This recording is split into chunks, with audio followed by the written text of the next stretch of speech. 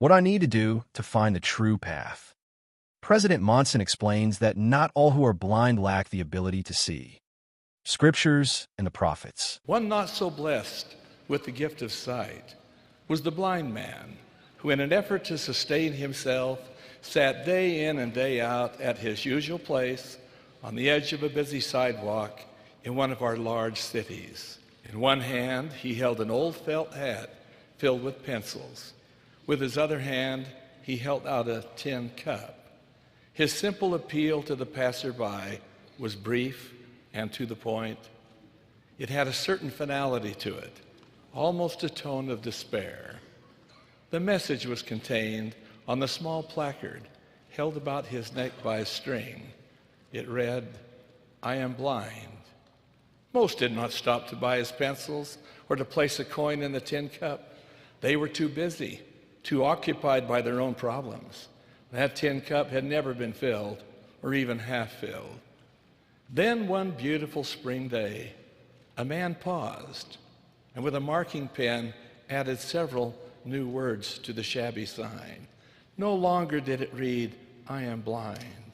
Now the message read, "It is springtime and I am blind." The cup was soon filled to overflowing. Perhaps the busy people were touched by Charles L. O'Donnell's exclamation, "I have never been able to school my eyes against young April's blue surprise."